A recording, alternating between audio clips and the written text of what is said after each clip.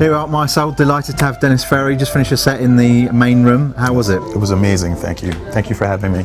So this is the last ever Southport, and you've kind of grown up a bit with Southport, haven't you? Yeah, I have. It's been many years growing up and playing. It was one of the first places where I played where I felt, it made you feel like you've arrived, you know? As I said before in other interviews, it's kind of it's very special to me. You know, when I was doing Soulful House, it was one of the places where you felt you had to play, you know, and you wish they would ask you to play because it's like, wow, I hope I play Southport because, you know, that means that I've arrived. I made it. And so the first time I played here, it was like, oh, I made it. It was amazing. So DJ, producer, remixer, which is first for you? I'll always say I'm a producer. That's my first love. That's what I do. I wake up in the morning and that's what I do.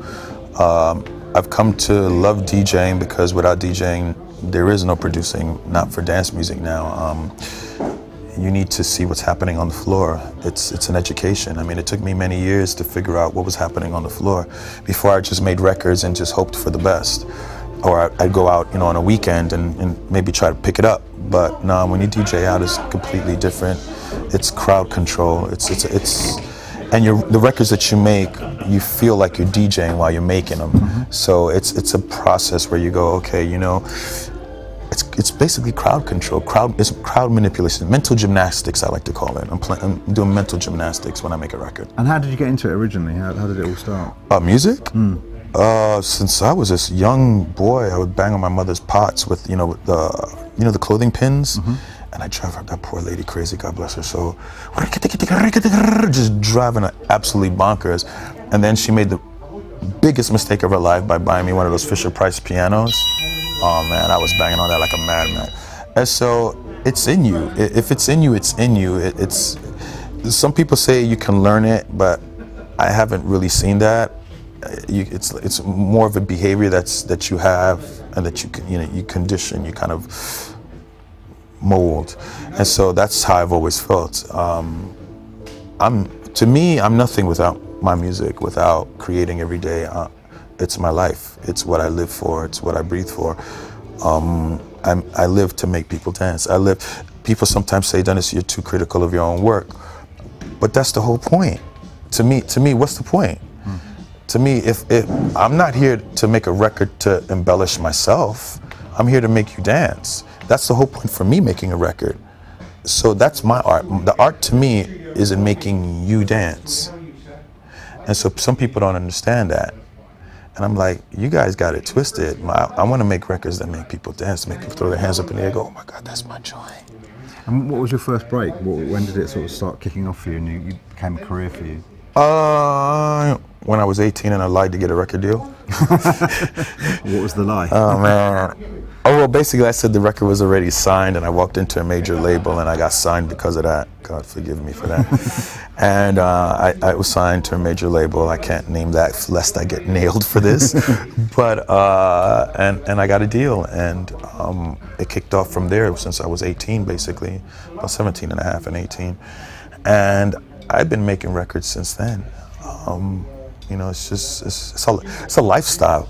It's always been a lifestyle for me, and one that I can't. Some people say, "Oh, what are you going to do when you retire?" I'm like, "Retire? Are you freaking crazy?" I mean, like, you don't retire when it's something that you do. Like it's like you breathe. To me, making records is like breathing. Now, when I'm 60, I might not make very good records, granted, but I'll still be trying to make them. And you have, although your sound has evolved over the years, you still have a very distinctive sound. Everybody says it, but I don't hear that. Everybody says I have a certain sound. I mean, I guess everybody has a certain sound. Deep house, bass, and stuff. And I don't know. I just make them. I don't know. I'm a kind of a melodic guy. I've always been the kind of guy who likes melodies and who likes songs. You know, songs that I can remember and sing to because that's how I grew up. And I've always seen the girls dance and they always sing the songs. So I always want to make songs that make girls dance. It's my thing. I'm like, oh, they're dancing. We're good. The party's good. Girls dance, guys dance. So I've always made these kind of records like that. And once in a while I make tracks, some deep tracks, but you know, I walk on the fine line with that. I don't know. I've never realized I had a sound. I just make them. and wherever it falls, it falls. You know, I just hope that whenever I make something, that my worst record is somebody's good record. You understand? And one thing I know is quite important to you is keeping fresh and keeping with the kind of the new generation coming through. So why is that so important to you? I've said this countless times. Just because I get older doesn't mean my music gets older. I make dance music. I don't pretend to do anything other than that. I don't make classical, I don't make rock, I don't make pop. I make dance music. And what's the demographic for dance music? Let's just be honest here. It isn't my age group. You know, I've just turned 45. And let's be honest, I mean, most people my age can't get babysitters to go out on Saturday nights. And, you know, and that's not, I didn't get into this to make records for that. I made records for when I was young, when I was 18 and 20 and 21, and I wanted to have my friends dancing. And so for me, that hasn't changed, though.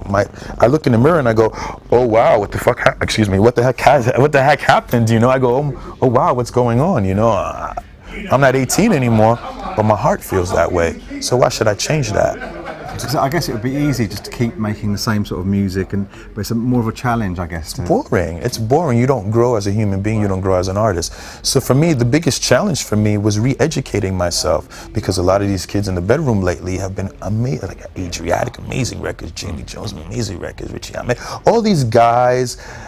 The Dynamic crew, you know, you've got the Rampa crew, you know, with Sub and Ryu. You got all these guys who are making amazing records, who are young guys. So why wouldn't I want to be a part of that? And is that part of what keeps driving you? Of course. The fresh new music that's coming out. Of course, it's the most important thing as an artist. You want to be relevant. You want to lay your, you know, your thing out on the table and go, look at me, you know, look at the record I did. A lot of artists feel it's art. For me, it's more of a challenge. It's like, look what the record he did. That record is amazing. I want to make a record that's better than that. I want to make everybody go crazy in a club. I don't rest on my laurels. I don't rest on my art. That makes you lazy, and that just kind of makes you a bit egotistical.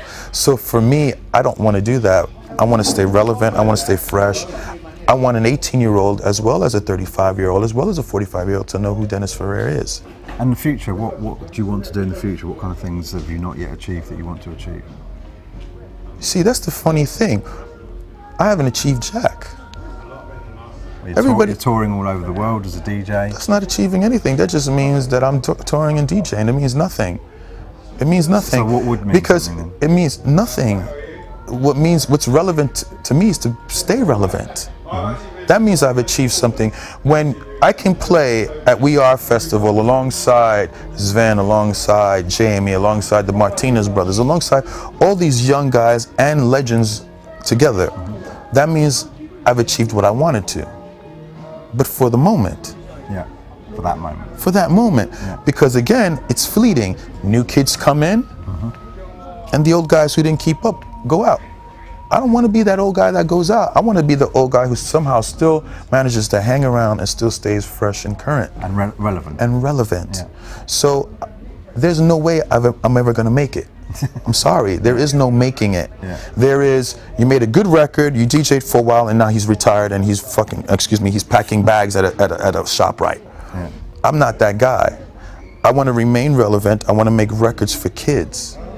Because that's what I love to do. It's not like I'm trying to do this because I don't like to do it. It's because that's what I love to do. Okay, well, it's been a pleasure to have you here. Thanks very much for coming down. Well, thank you. Thank you for having me. Yeah, thank you. Take care. Goodbye.